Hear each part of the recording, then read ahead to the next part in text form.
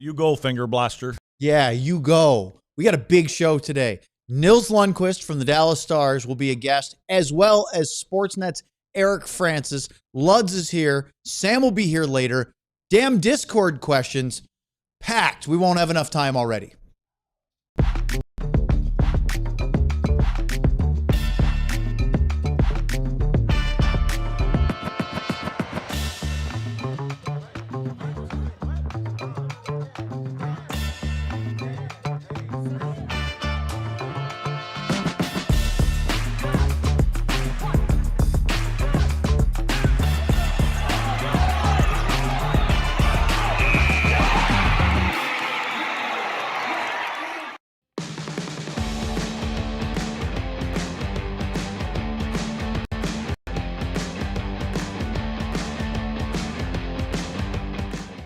This is the DLLS Stars podcast on Thursday, February the 19th. Welcome to the podcast studio. I'm Owen Newkirk alongside our producer, Ryan Vodders. We'll get to Luds and our guests in a moment. But first, He hung up. he hung up. Okay, well, that's all right. Merchandise sale is on right now. What am I talking about? A DLLS site-wide clear out. 30% off everything on our website right now. Go to alldlls.com. Check out all the shirts, the hoodies, the hats, you name it. They are all 30% off. Great chance to get some of the great DLLS gear, even higher percentage of a discount than the Die Hard discount. All right, let's bring in Craig Ludwig, the two-time Stanley Cup champion, our returning champion who was not on the show yesterday. He is now not in the same location he was yesterday, and we could probably play Where in the World is Craig Ludwig today. Luds, are you in Colorado now? No, not in Colorado till Wednesday. So I'm in Wisconsin. Oh, you're back in Wisconsin. You know what? When you just read that little shirt ad there, Ryan, can you pull that up again? I have something to say. And I want to get this clear because I had a problem with this every time it come up. But apparently I'm just going to keep talking because we're just going to keep talking. Yeah. Okay. That's all right. He's trying to get our guest ready too. Okay. So if you notice, my colored shirt is pretty close to the colored shirt that says Roddy on it. See that? Yes. Which stands for Rookie of the Year, and it's Paige Booker. Or is it Becker? It's Becker's. That's what I said. It's Paige Becker. I just want to be clear that I knew when I saw it, I'm like, I remember that.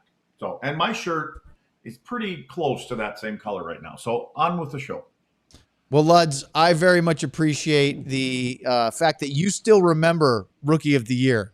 So off we go. We were going to start our show by talking about the USA versus Sweden yesterday because that was going on in the Olympic men's quarterfinals. Well, our show began, ended, and then, of course, finished after that. But I can't think of a better person to talk about it with than somebody who has been and lived and represented Sweden before at the lower levels. Dallas Stars defenseman Nils Lundkvist joins us. Nils, how are you today? What's up? Yeah, I'm good. How are you guys?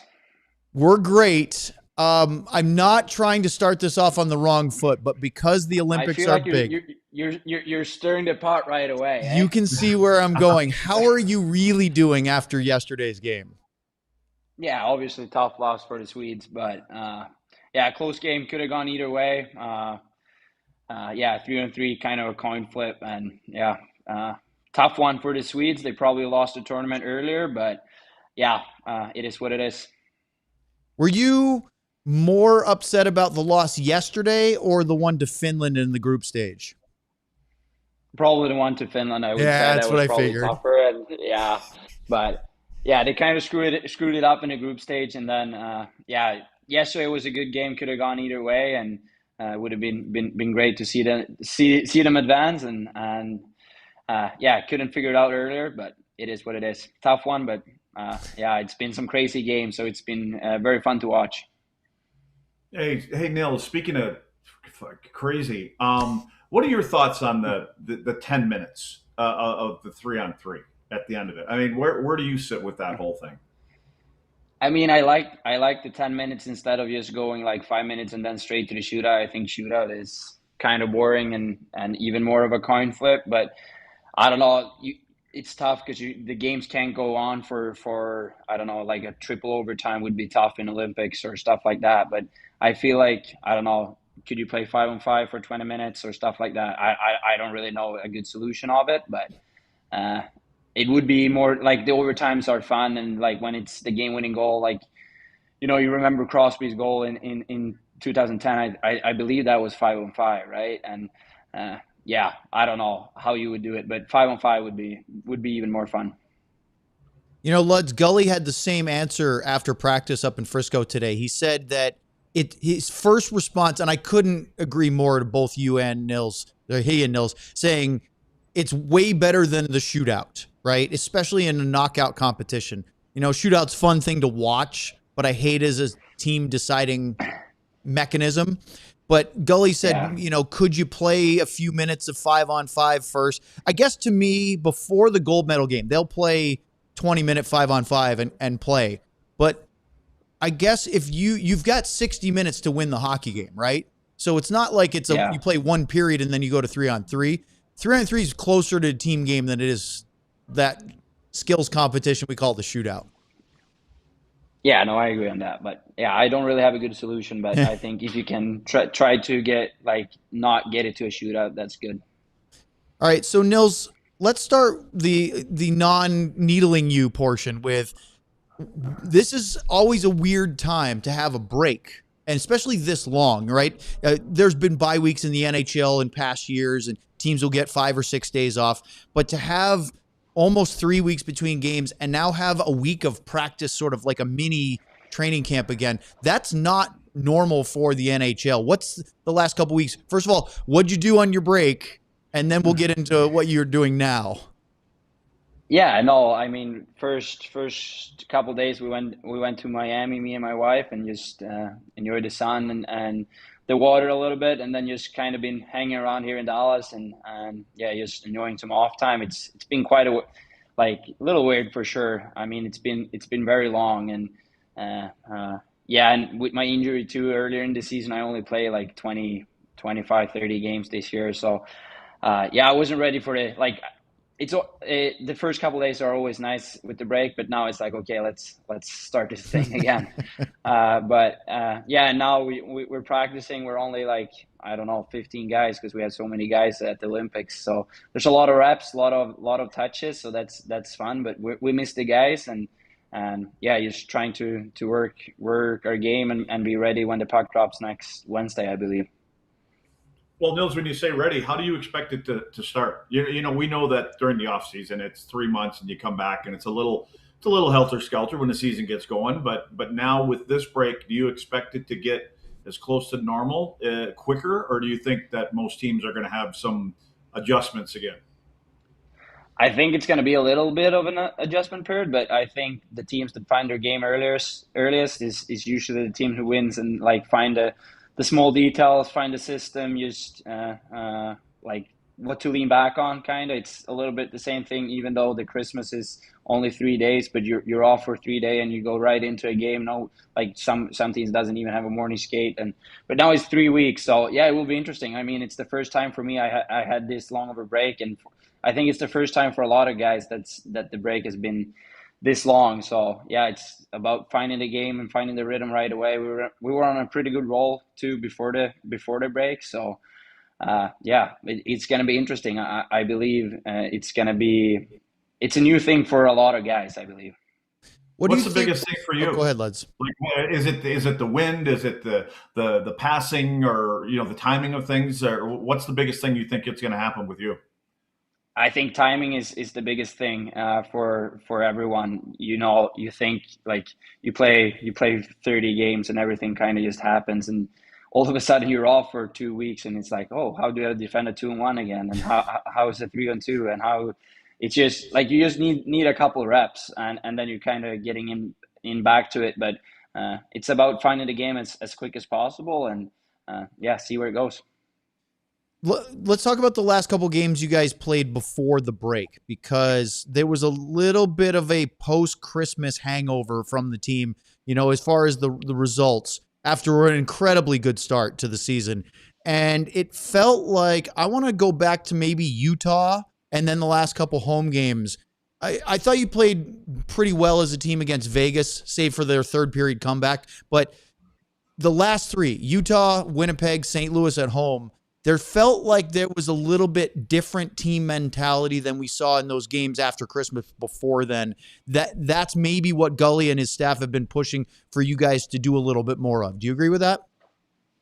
Yeah, no, I definitely think we were on a little bit, like we were on a bad run that lasted a little bit too long too. Like I think it lasted for almost more than a month, and then the last 4, 5, 6 games, I think we played better and find our game a little bit, find our rhythm, played a little cleaner, find our identity a little bit.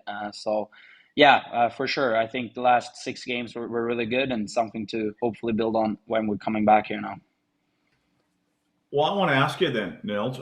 You mentioned that you missed some games beginning of the year, but as a team, I think I don't know how Sam and Owen felt in the beginning, the first 20, 25 games, whatever, that you guys were winning games. I mean, it was great, but I personally didn't think you were playing that great. One night it was a power play. Well, I guess every night it was a power play, it seemed like. Yeah.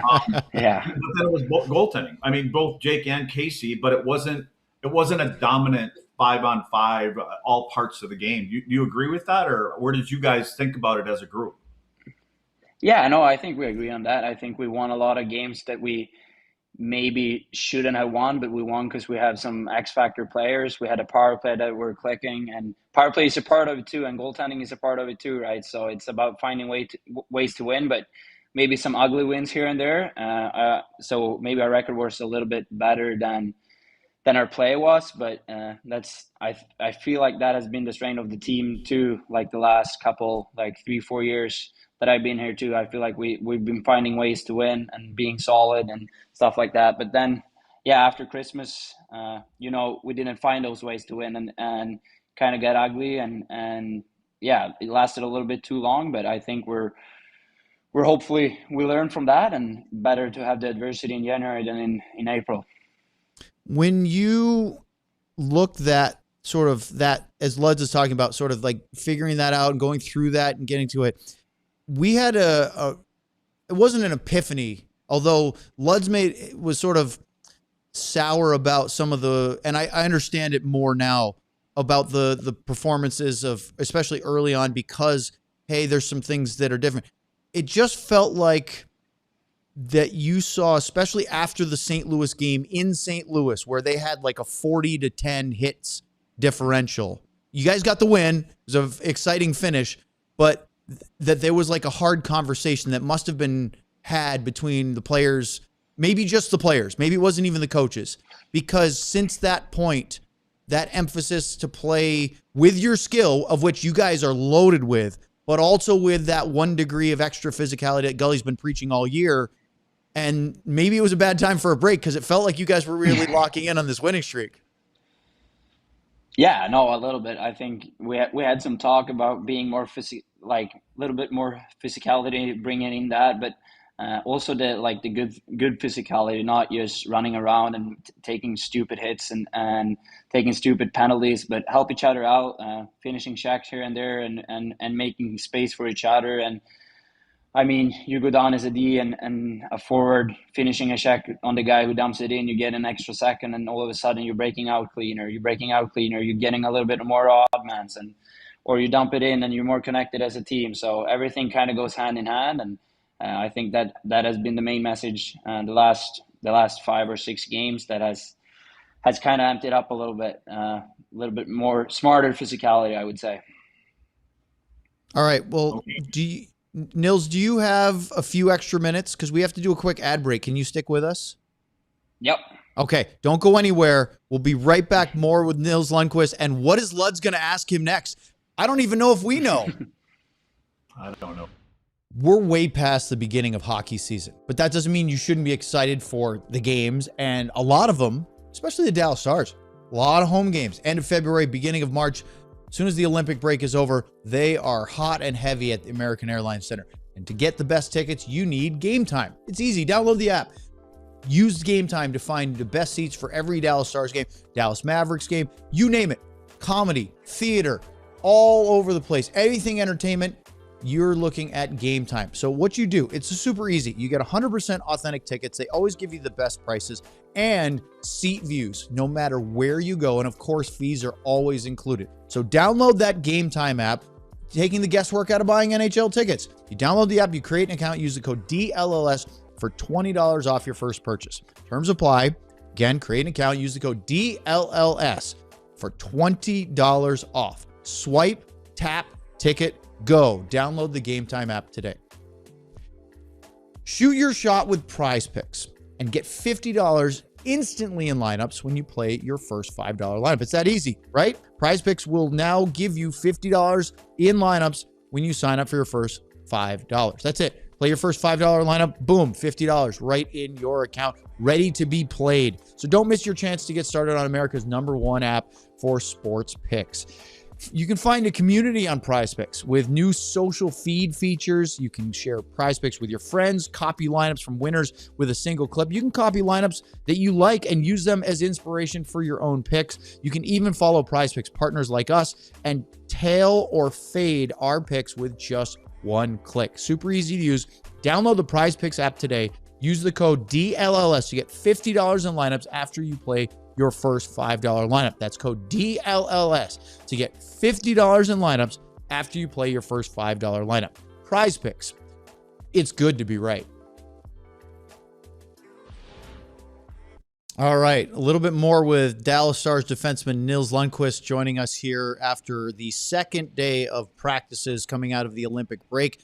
But I teased it before. What's Luds going to ask him next? Only he can say. Maybe he doesn't even know. Go ahead, Luds.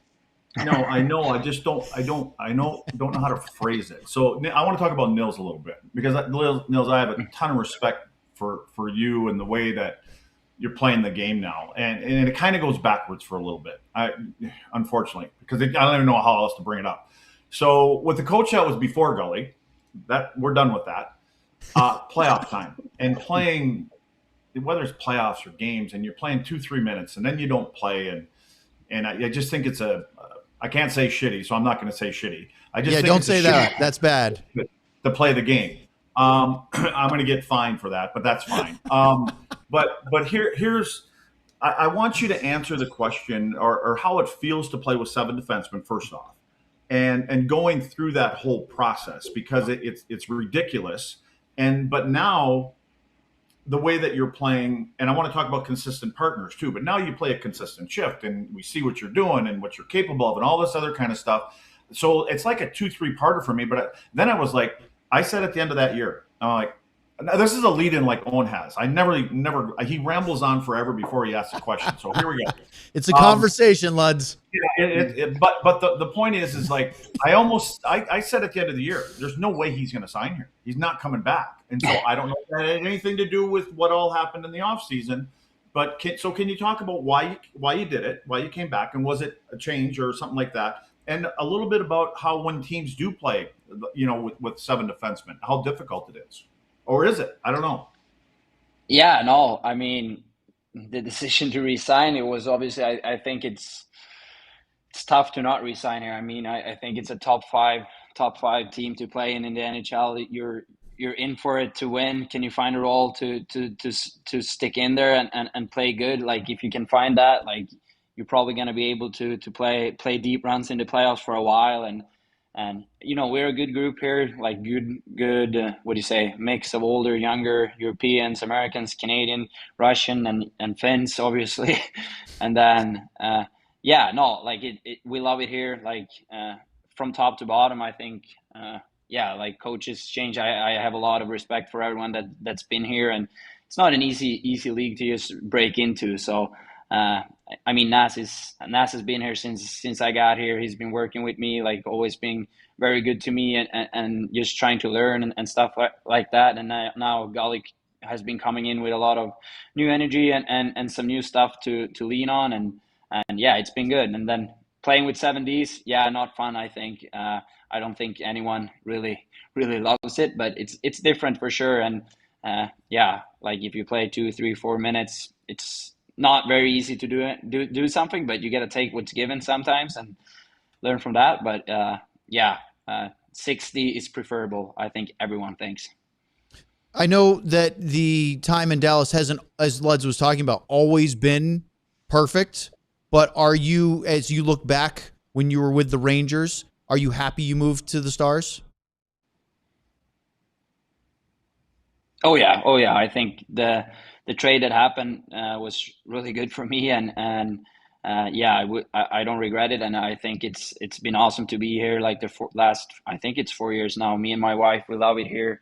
Uh, as I said, like the organization is great, gym is great. There's just a good mix and of person of like wanting to win, but also good personalities around and what do you say, perspective of life here. And Mm-hmm. yeah, no, it's been great. Even though, as you said, like life is up and down, and you go through adversity, and every like I wished I was Miro to just step right into it and sign the big deals and stuff like that. So yeah, no, it's great. So I know Luds is going to want to ask this, but I'm maybe going to jump him on this. What's the difference? Because you still have Elaine Nasruddin as your defensive coach this year, and he was there with the last Yeah. 3 years under Pete.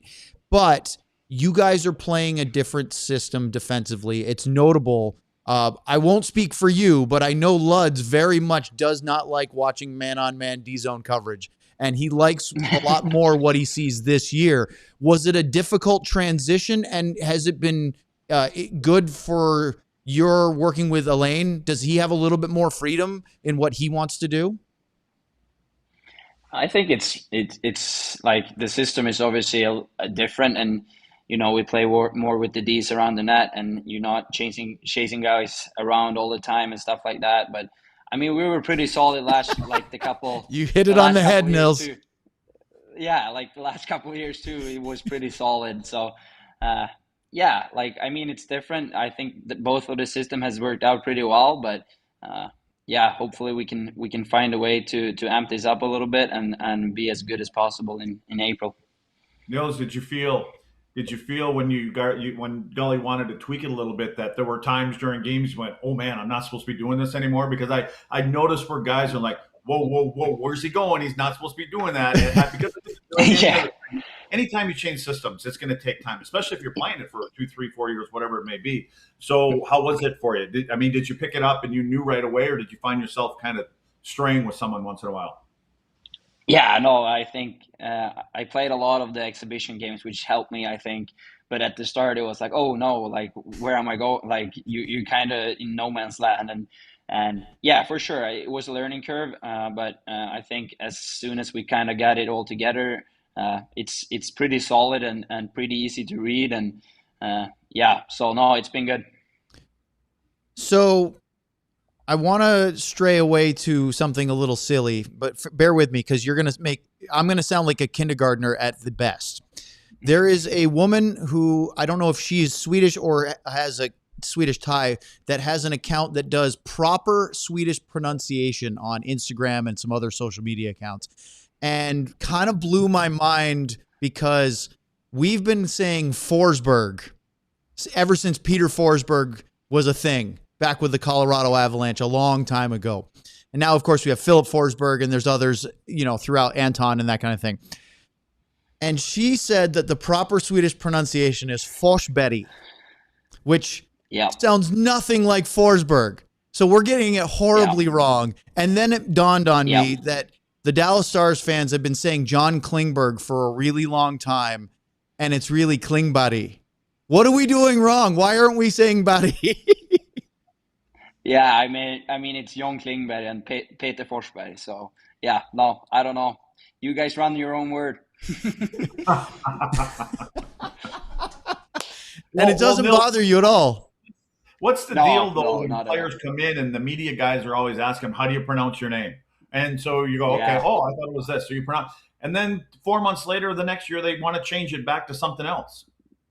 yeah, no, I used to think it's like, yeah, go with that. That if that's the easiest way, I think just go with that. So yeah, I'm like, it's not a big thing for me at all. So yeah, no, it's just easier for everyone that lives here to say it that way. So a little bit Americanized for sure. Hey, I know Owen's going to say you got to get going here in a second, but I want to ask you about your partner, or at least the guy you played the most with this year, in Thomas Harley. Yep. What are your thoughts on Thomas and where he was at the start of the season? We all know it wasn't where he wanted to be or anybody else, but when you watch how he's come prior to the Olympics and now in the Olympics, and what it's like playing with him, and how do you adjust your game, if at all, when you're playing with Thomas? Yeah, no, I think we started the year, me and Tom, and we only got like 3 games together, and I think we started pretty good, like really solid. Like we had a really good game in Winnipeg, and then uh, I mean, I go down. I'm out for I don't know how many weeks it was, 7.5, 8 weeks, and then Tom also goes down and has some problem. So coming back from an injury isn't super easy, and I think it was probably a new thing for him too, and getting adjusted and getting your legs under you again and all these reads, and you sign a big ticket and expectations goes up and you want to maybe do a little bit more, but I think he really found his game lately. And now when you look at the Olympics, it's like, oh, this guy is good. So yeah, it's super impressive. Like nothing really seems to phase him, and just super impressed on how he's like handling the game. Like every game feels pretty similar. Like if it's game 52, if it's overtime, or if it's all of a sudden you play with all the big names in Olympics against the best on best. Same thing with Four Nations last year and what he did for us last year when Miro went down. So I mean, he's awesome. He's a great teammate, great friend, and yeah, super impressed on how he handles, especially maybe like pressure situations and how everything goes into that. Okay, so we could talk more about the injuries because you've had bad luck the last 2 seasons, and I know that's been hard. But I want to talk about the other side of it because you constantly are either winning or at the near the top of the fitness challenges, the testings that they do, which by the way, I don't think they're doing after this year. I think the new CBA gets rid of those. Was that particularly frustrating considering how much you are focused on fitness and being in the best condition that you can to then deal with injuries that are really not, you've put yourself in the best position to avoid those things and then you still get those. It's not your fault, but that's just the bad luck of being a pro athlete.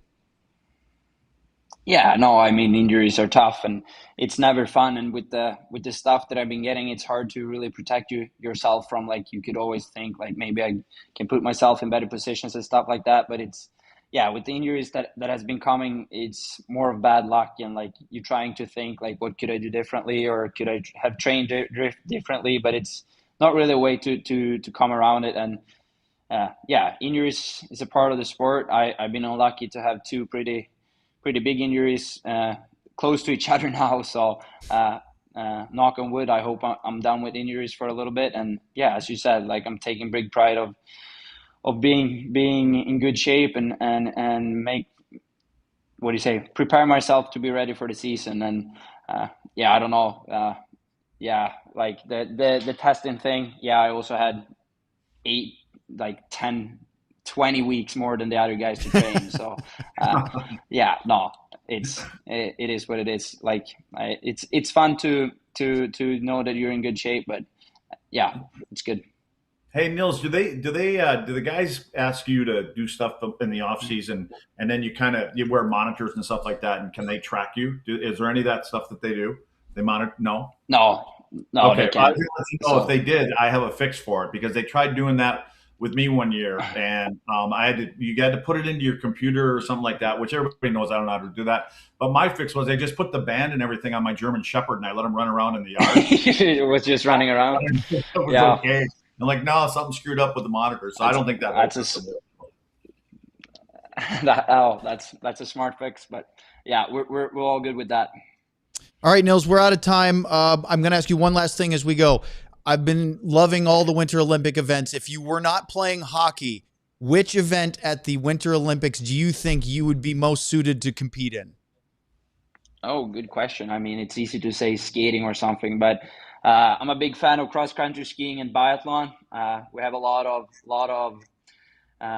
lot of athletes that's from my hometown that's doing really good in that, and where I work out in the summer, my coach works with that too. So yeah, either that. I don't know if I would be super good, but I think that's a fun sports to watch. So cross country skiing or biathlon for sure.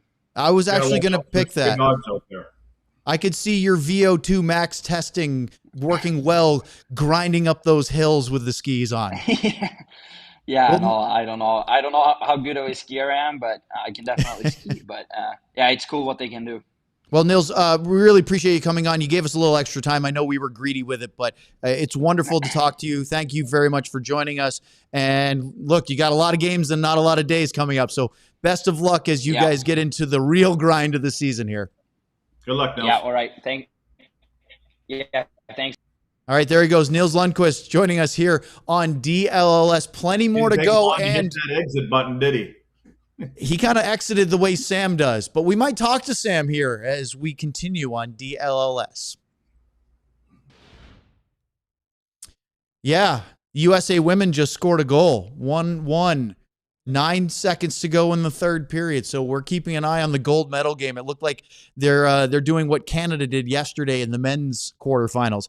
But right now we're talking about merchandise. Why? Well, I have a DLS Skyline shirt on right now. You can see it. Looks just like the Dallas Skyline because that's what it is.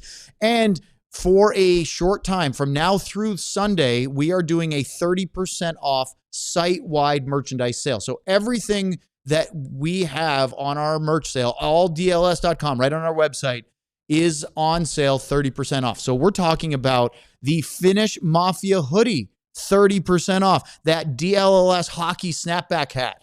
Or maybe, as Luds calls it, the green one and the red one, or in the black one, which is the DLS Enjoy Hockey Tee, or the A-Star. Sam likes to call it the nipple shirt. I don't know why. The amalgamation, the otter, the Mikko finisher, the Wyatt Johnston 16-bit, the Captain, the Moose, the Finnish Mafia t-shirt. I'm just rattling off the DLS Stars shirts, and guess what? We have more to talk about, but that's the merch, 30% off. Let's talk about what's going on, Ryan, on that? Oh, that's just a replay. For just a second, I thought Hillary Knight might have scored twice in 9 seconds. Let's talk about the YouTube Supporters Club, because true sicko level stuff. In the chat right now, watching on our show, you can use the special emojis. You can use the SC badging if you're a member of it. Ardell is going nuts about the U.S. game, and I don't blame him.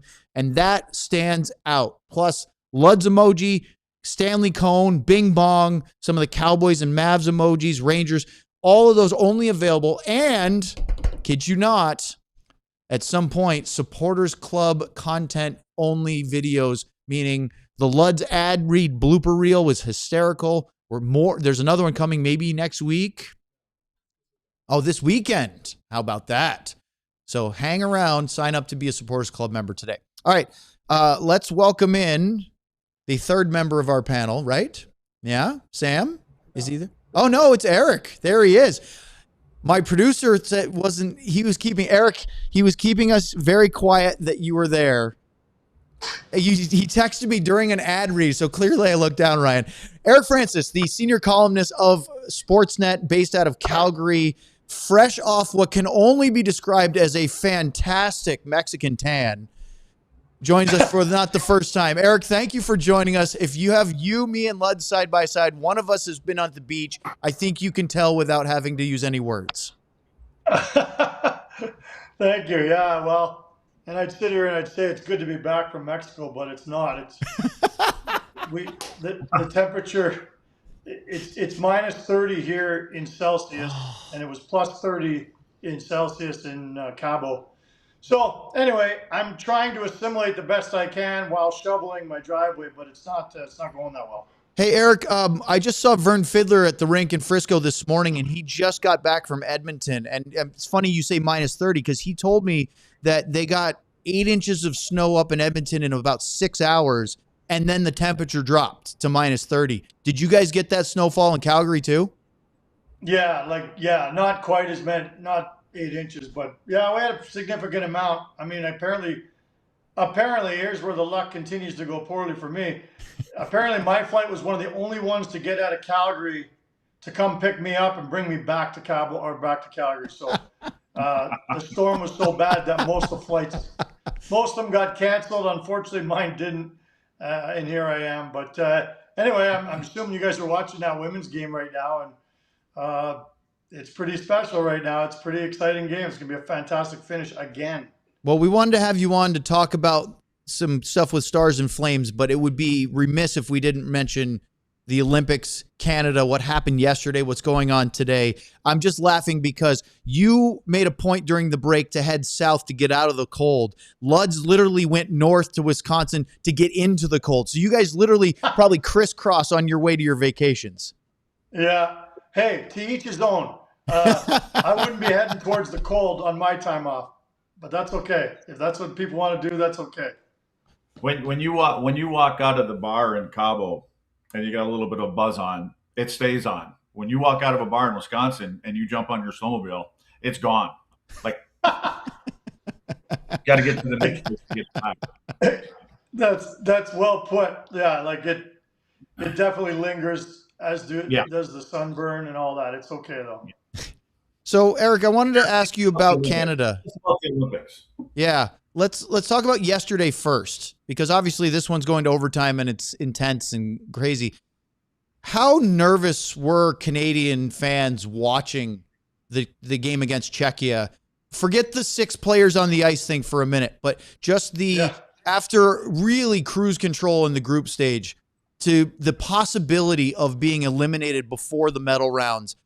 I can't even imagine if they had lost to the Czechs, the amount of firings, newspaper articles, public hearings, panel inquiries, and investigate. I mean, the reaction would have been crazy, right? Yeah, but you got to remember. I mean, throughout the broadcast, they kept reminding Canadians that 1998 at the Olympics, Canada lost to Czech Republic as well. So we've been there before, and that's what made it, I think, all the scarier and more intense for people because. For sure, if it was 7 minutes to go, it sure wasn't looking good at all. And it's funny, I think it's ridiculous that the NHL has got all their teams back on the ice starting yesterday. So the Flames had a practice. Like, how ridiculous is that? They had a practice, and while they were practicing at the Dome, it was at the exact same time as the gold medal third period, or the quarterfinal games third period. And so they had it on the Jumbotron. So the players kept missing passes and goalies weren't paying attention because they just wanted to watch. What didn't matter where you were from. You had, everybody was invested in the game. There was a Czech player on the Flames team who was, chirping the Canadian players. They were chirping back. The American players were loving all of it because it looked like Canada might be out. Anyway. When Canada scored in overtime, there's only like 5 people left that cover the Flames now with our business being decimated. But the 5 of us are sitting there, and we all erupted in cheering. And the players afterwards thanked us for cheering them on during practice. They thought that was really nice of us.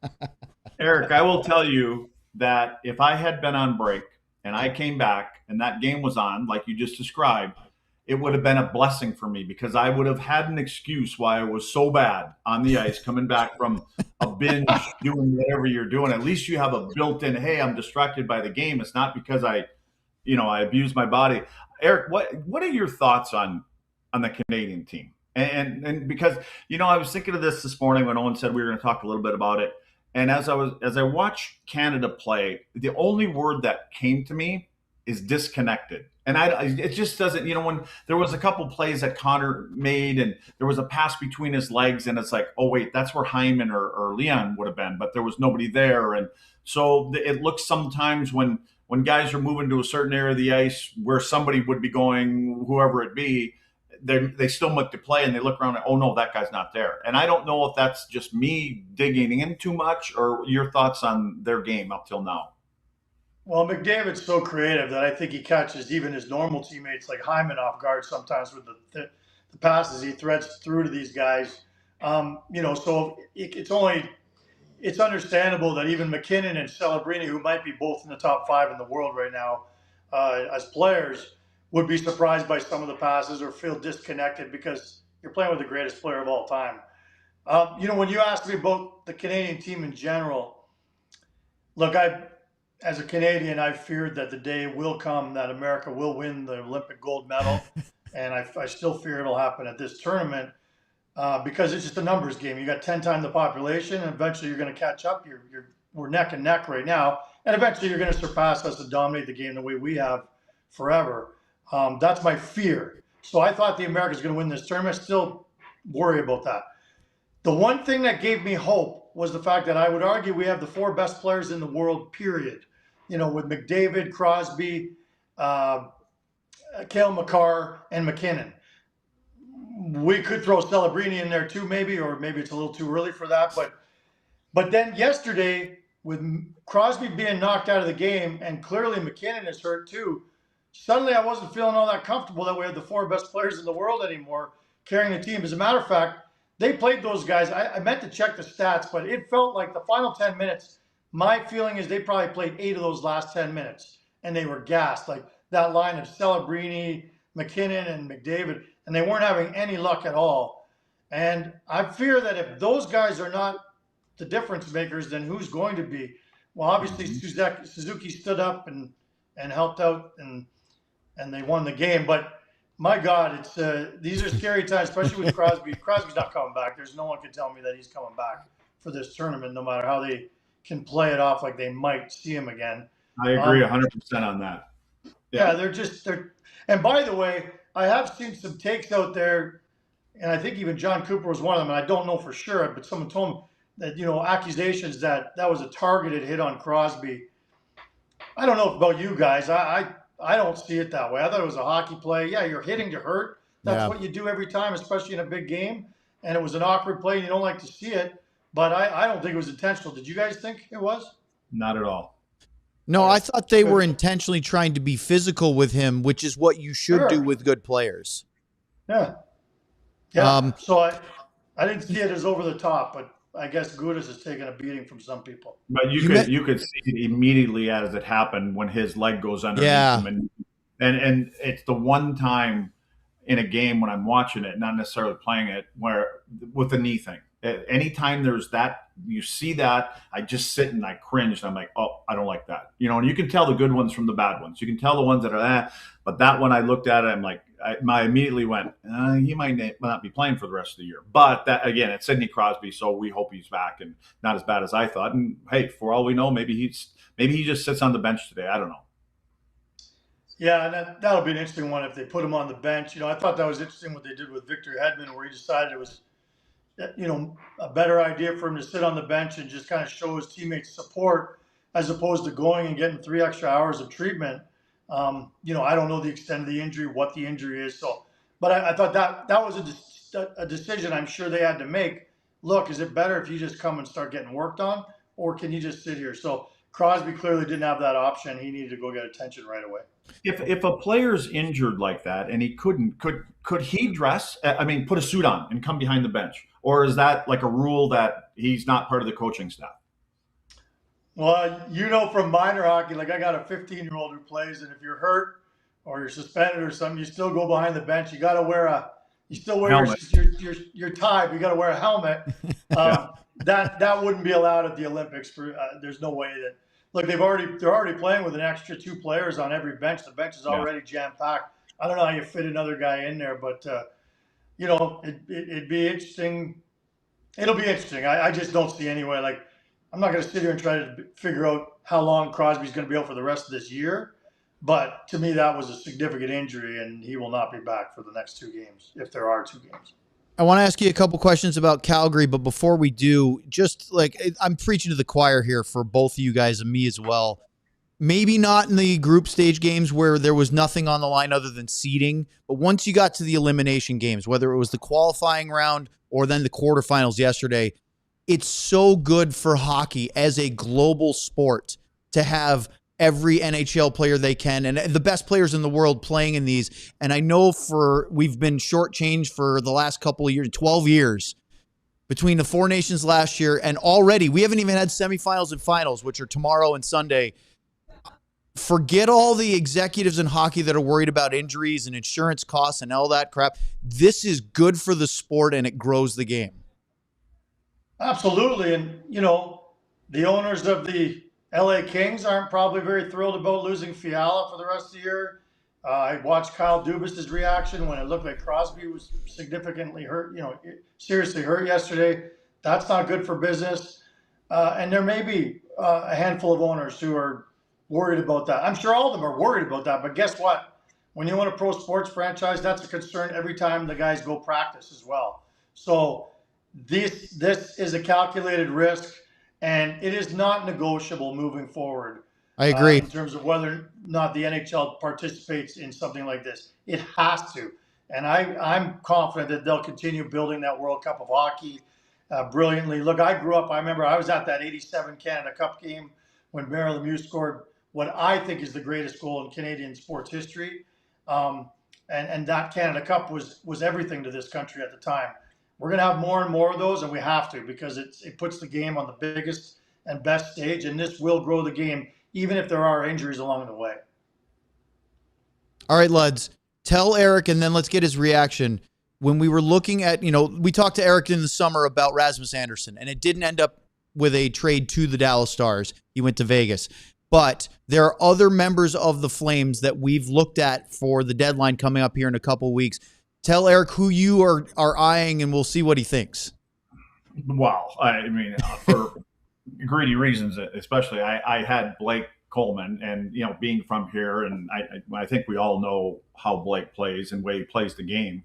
I think what Dallas is looking for, he would be a nice fit. I mean, but I think when Blake is playing the way Blake plays and what he can bring, he's a middle six guy. He's not a top line guy, but I don't even know if he's a top six guy. But he plays in that role. He knows what he does. Kills penalties. Yeah, he can score some goals once in a while. That would be my guy. And Naz is a guy, but I don't know if that's going to work out for Dallas anyways. But Blake would probably be the easier move to make, I think, for Dallas.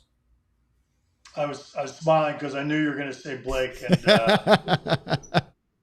for a million reasons. Like he was a very big part of Tampa winning 2 cups in a row when he was there. I mean, that was an acquisition that John Cooper has spoken to me about several times, saying that helped put us over the top. It was that character, that third line, that was a difference maker so many nights. He's a second or third line guy. I think he leads the league in the NHL last 4 years in shorthanded goals. Yeah. That's significant. He'll block any puck. I've said about Blake Coleman that I think he's the most complete hockey player I've ever seen in the 30 years I've covered the Calgary Flames.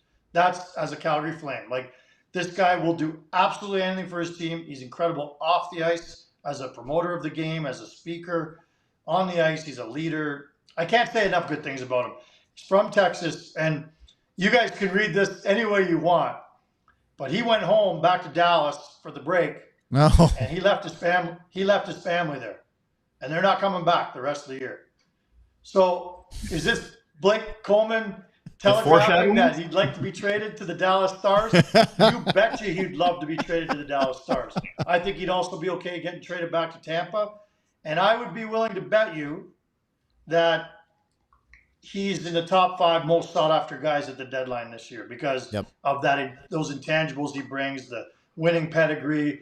The Flames would be willing to eat half, if not more, of his salary.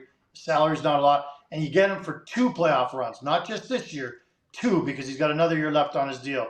To me, he'll be one of the most sought after guys, and Dallas will be right in the mix for a guy like that. Lastly, for me, I think we might want to take this little bit here and clip it and send it to theirs over there. Not that they already don't know that, but I think that would be a good thing to send to the franchise. Really quickly, because we got to let you run, and you've been great with your time. Why do you think the Andersson to Vegas thing worked? You wrote a great piece. If you haven't read it yet, people watching or listening to this, go to sportsnet.ca, check out Eric's piece on the Rasmus Andersson trade. It's a wonderful expose on the whole thing. But just quickly, Eric, your thoughts on why it ended up being the Golden Knights. Well, thanks for those kind words. Look, I think that the Knights and I think Dallas were 2 teams that were interested in him all along.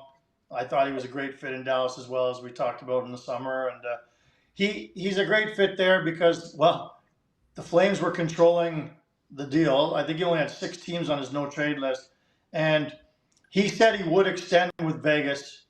He gave them a list of, I think, 11 teams that he would extend with. Now, he couldn't come to terms on a deal, but Vegas has done this before with Noah Hannafin and other guys where they're like, just get them here. Once they live in the neighborhood that all the players live at and experience life as a Golden Knight, he'll stay here long term. I have zero doubt that Rasmus Andersson will sign in Vegas and probably has already, in his mind, come to terms with what the deal would look like.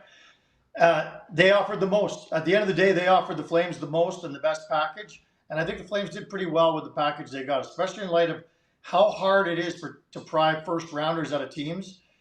They got one out of Vegas, even though it's a couple of years from now. Anyway, it was a good package by Vegas, and the Flames really wanted to get it done before the Olympic break. So that's why it happened. That's why he's a good fit, and I think it'll be a good fit for a lot of years. Well, Eric, we are out of time, but thank you so much. You've been great. Always. You're the best. We love having you on. We'll do it again. Thanks so much. And we are jealous of, we'll call it a suntan, not a sunburn. Yeah. Enjoy your week or so at rehab. Thanks, boys. Always good to talk to you. Call anytime. We'll be in touch. All right, there he goes. Sportsnet's senior columnist, Eric Francis. Up next, Sam joins us for what can only be assumed is damn Discord chaos. All right, let's talk about being a diehard. Step one, we have so much fun on this show, as you can tell. Great to have Nils Lundkvist and Eric Francis on today. We've got the gold medal game going on in overtime right now. I don't even know how I can even comprehend looking at it while we're doing all this. Scan the QR code right over here, right there. Why? Because that will take you to our website, alldls.com. You can sign up to be a diehard. You get a free t-shirt, any DLS shirt you want with the first year of your annual subscription. You also get access to all the writing that we get, whether it's stuff for Sam or Sean on the Stars, Jeff with the Rangers, Ron with the Mavs, of course, Clarence with the Cowboys. A lot of love the alliteration there. And then you get things like ad-free viewing on your phone or on your tablet or iPad or whatever it is you might be using, even your laptop, and discounts on merchandise. I know that we're having a merchandise sale right now, 30% off site-wide. Diehards get 20% all the time. Definitely get your 30% off right now, though. You can't stack them together, guys. You can't get 50% off. Then diehards get discounts on events. 20% off all events that we run and early access to tickets to those things like a DLS takeover in studio, the Stars takeover. We went to the AAC. We're going to probably do both again because they were such big successes with Stars diehards. We loved it. We also do fun stuff where, like, hey, we're doing a watch along tomorrow. USA-Slovakia semifinal. Easy for me to say. That game is going on during our Friday show. When the show ends, just like we did for the USA-Latvia group game, we're going to do a watch-along. Sam, me, GM Ben hopping in. Should be a lot of fun. Diehards, we have such a community. And coming up next, we have the damn Discord channel Q&A. You have to be a diehard to get access to the Discord channel and that lounge. And in those, the Stars channel it's like the chat, only diehards all the time. Sign up today. All right. Now we welcome on what only can be described as trying to look like Sebastian Aho in the thumbnail yesterday. It's Sam Nessler as joining us. So we've had a busy show. We had Nils, then we had Eric. Now we have Sam. And Sam, before we get to the damn Discord channel Q&A presented by Ownwell, which we'll do that in seconds, can you give everybody a quick Radek Faksa update from Glenn Gulletson in practice today? Yeah, shocking, honestly, for me. I did not expect good news about Radek Faksa at all, but Glenn Gulletson said there's a 99% chance that he's going to play when they get back on the, I think it's the 25th, their first game next Wednesday. So he said if they had played another game tomorrow in the semis and had won that game, he probably would have been in. So that's huge news for the Stars, not only because of what Radek brings, but because it looked like the worst. To see him missing a game that big, you couldn't help but think that he was going to miss some time with that upper body injury, but great to hear he's going to come back here and join the team and hopefully be a game player in game one. All right, Luds, you haven't really had time to talk about USA Sweden. We'll do that tomorrow after. By the way, Stars assistant coach Neil Graham will be in our studio with me and Sam and Luds remote for the first 30 minutes of the show tomorrow. And then I'm sure we'll have time to talk about the semifinal game between the USA and Slovakia. And if anything you want to talk about from the quarterfinals, we'll get to that tomorrow. But we have to do our weekly damn Discord channel Q&A presented by Ownwell. With tax season coming up, check out Ownwell to see if you can reduce your home's property taxes. Free to try, and users see an average reduction of over $1,100. Head to ownwell.com/Texas to learn more. All right. Number 1, Ryan, hit us. For Luds, what are his top 3 beers? And that's from Coach Davis. He wants to know your top tier beer selection. Wait now. Am I not going to get in trouble because I can never say it? This is your answering a question. You're not doing a... By the way, the U.S. just won gold in women's Olympic hockey. Oh, wait. Hang on. I'm watching. Oh my, what a freaking move. Sorry, Coach Davis. We'll get to the answer, but they are mobbing on the ice in Milan. Who was that? All I see is that wasn't Harvey, was it? I couldn't tell. Or Carpenter? What a move, though. Holy moly. Was it? Who's number 5? Is that Carpenter? I thought that was Carpenter. I think you're right. What an Olympics she had. Holy crap. How about Eric Francis in our segment, the last one, talking Luds about his greatest fear is the U.S. catching and surpassing Canada on the world stage in hockey. Luds is like, what's that? Yes, go. Yeah, go ahead. Answer the question. We'll go to the Q&A and keep going. But U.S. is gold. 1, 2, and 3. Look at that. All top 3. You ever throw in an occasional like spotted cow, won't you? Yeah. It's not. I mean, got to support the Wisconsin Brewers. Yeah, this is the land of Miller Lite up here. So That's right. I love it. When in Rome. All right. T.O. has a question.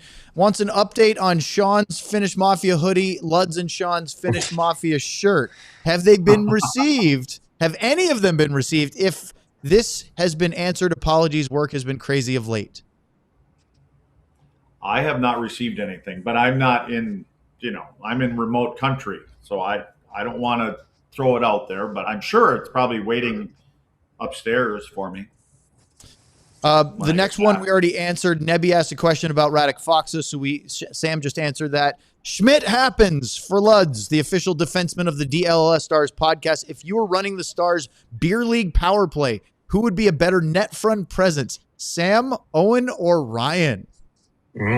Oh, definitely Ryan. Answer. Oh, Ryan.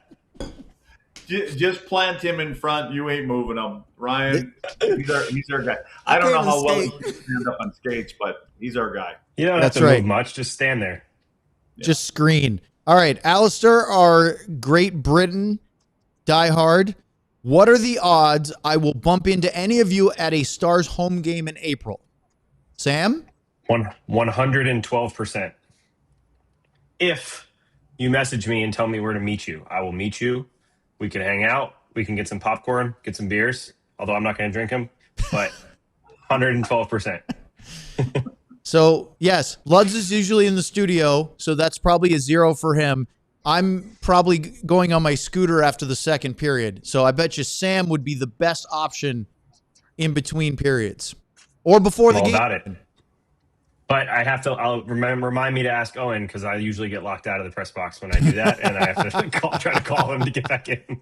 And by the way, Alistair's the one that took the picture wearing the Moose shirt over in Milan for the Germany game the other day. Yep. Let's go to Harry. Question for all. If you were on death row, boy, Harry's always with the positive questions. If you're on death row, what would be your last meal? I think Lud's already held up his last meal. There it is. Exactly. There's two pork chops in every can. Sam? Chicken parm, no doubt. Good old New Jersey Italian chicken parm. Well, after stuffing myself at Hutchins Barbecue recently, I think a little Texas brisket wouldn't be a bad idea. But I do like that filet mignon too. So Whatever. I like to avoid death row though at all costs. Yeah, I think I would pass on the extra meal if I could get off, stay away from death row. All right, next one. Robert 6. There are never any guarantees with injuries, etc. And we know that the Wild are going to take another big swing before the trade deadline. So do you think that Nil will try to bring in a heavy hitter? And if so, is this the year? And will he make something happen now or wait until the deadline, knowing there may not be much still available? For me, I don't think he's going to bring in a heavy hitter. I don't think that's what he's looking for. I think he's looking for a middle six guy that can add. And we talked about, Blake before this. I think that's the kind of player, that kind of style that he probably believes. And again, in the playoffs, the game isn't what it generally is during the regular season, but it wouldn't hurt my feelings if he did. But it's all about the right guy at the right time and the right price and what they can squeeze in and, what they're looking for. They have an identity that they believe in, and they want to stay true to that. And I don't think you're going to bring in some guy that's going to be able to play 6, 7, 8 minutes a night and play down on the fourth line. I don't believe that's what they're looking for. Sam? Yeah, I mean, to be honest, they just got one in Liam Bishop. He's going to be back. That's your heavy hitter. That's your addition at the deadline. I don't think they might have someone who can do it, but as Lud said, it's not going to be the role they're looking for. It's going to be someone that can maybe do it on top of what else they do.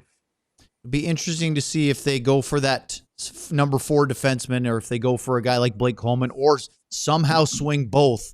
But I agree. I don't think they're. Don't you think that Adam Ernie can fit that bill too? Yes. I mean, he's out of every single game with 7 or more hits a night, and so if you've got Lean in the back, doing that kind of thing, and and again, I know Ernie. It's hard to find a Tom Wilson out there, somebody that's going to be a top 6 guy that can bring that physicality and still score 25, 30 goals a game every year. So they don't just hang down on those trees. So especially this time of the year. And Lud, you had told us a while ago the reporting that in the past Dallas had reached out about Matthew Olivier in Columbus, and the Blue Jackets have no desire to let him go. I like the fact that Jim Nill was inquiring about him, because I like what he brings as a player.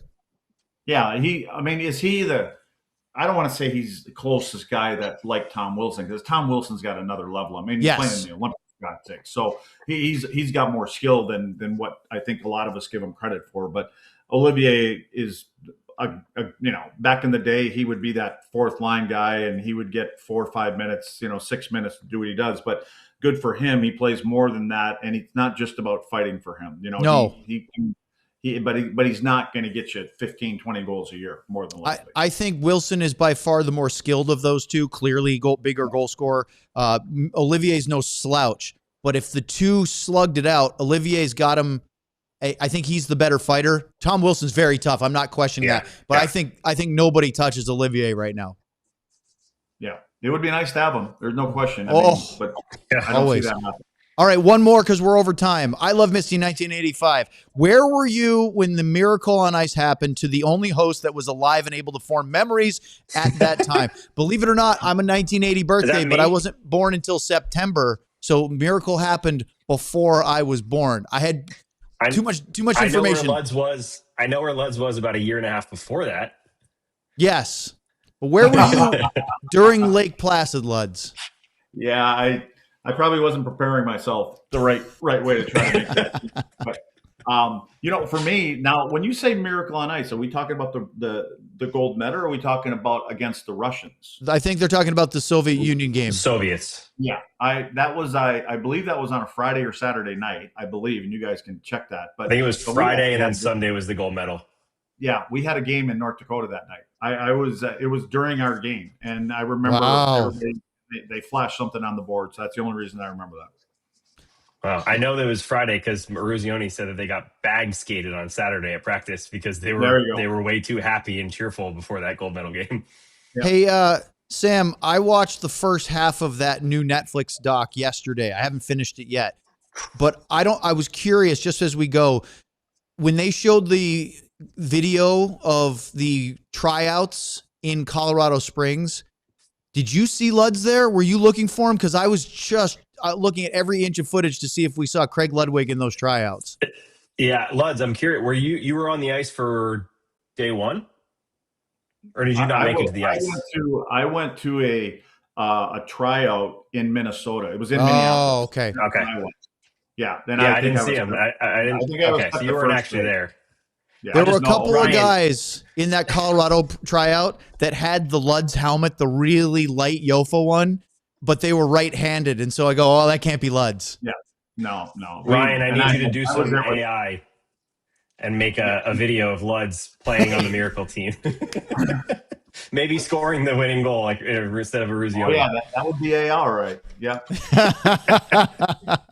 All right, guys. Well, great show today. Lots of good stuff. Big thank you to Nils Lundkvist and, of course, Eric Francis and, of course, He was Dlls great. PR for getting Nils on there. Eric is great as well. We love having him on. Neil Graham, Dlls assistant coach, will be on in studio with Sam and me and Ryan tomorrow. Luds will be connected remote. So, Luds, get your questions ready for Grammar. I can't wait to hear what you have for him.